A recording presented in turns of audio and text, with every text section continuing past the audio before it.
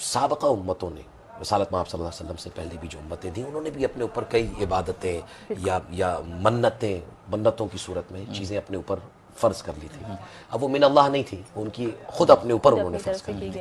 اور اب رسالت محمد صلی اللہ علیہ وسلم جب آئے، انہوں نے اعتکاف کا کانسیپٹ دیا، ہماری جانیں ان پر قربان، ماں باپ ان پر قربان. اور کیا حسین کانسیپٹ ہے. لیکن یہاں بھی ترک تعلق ہے، وہاں بھی ترک تعلق والی ریاضتیں اپنے اوپر فرض کر لی تھی سابقہ امتوں نے. اور پھر وہ موسوم ہوئے، یعنی وہ کہلائے رحمانیت کہلائی، وہ کانسیپٹ احباریت کہلائی.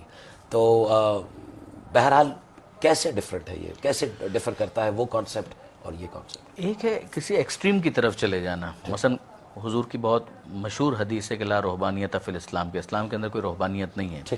مثلا اگر کوئی شخص بھی پیغمبر اکرم کے صلی اللہ علیہ وآلہ وسلم اقوال اور احادیث و فرامین کو دیکھے تو اس کو یہ مل جائے گا کہ پیغمبر اکرم یہ فرماتے ہیں کہ النکاح من سنتی فمن رغب عن سنتی فلیس منی. نکاح میری سنت میں سے اگر کوئی اس سے اعراض کرتا ہے تو اس کا پھر مجھ سے کیا تعلق ہے.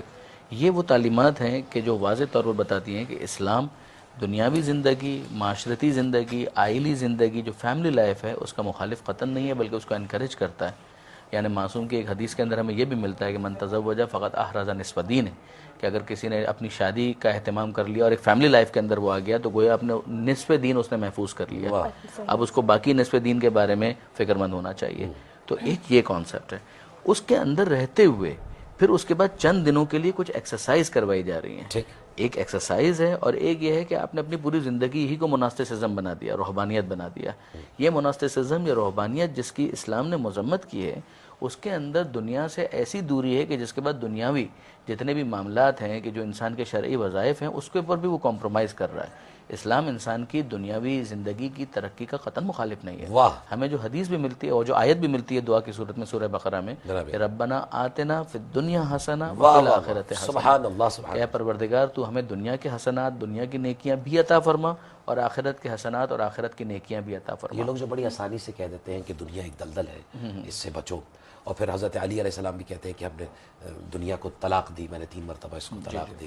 اور پھر ظاہر ہے کہ اس قسم کی گفتگو، اور پھر ایک طرف سے کہنا کہ یہ دنیا جو ہے وہ اللہ رب العزت کی طرف سے ایک نعمت ہے. تو یہ دلدل ہم اسے اپنے ہاتھوں سے خود بناتے ہیں.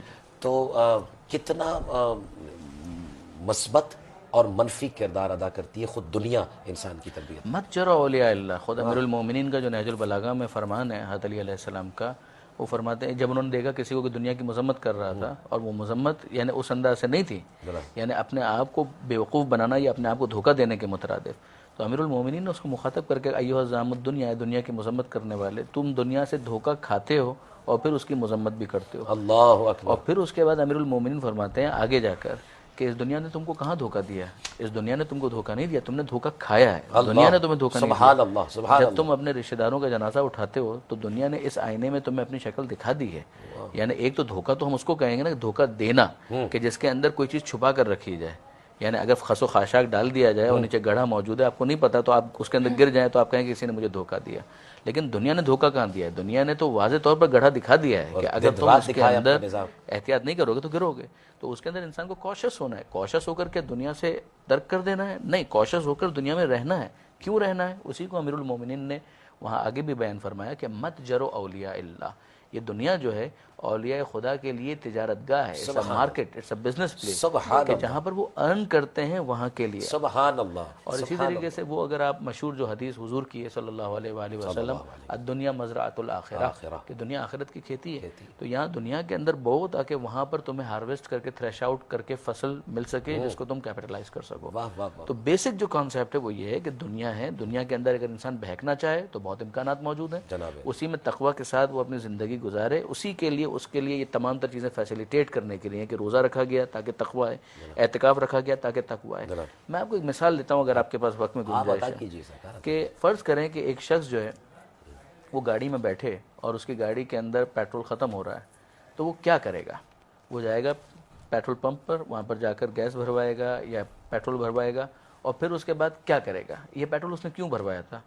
تاکہ سڑک کے اوپر اپنی گاڑی کو واپس اسموتھلی چلا سکے.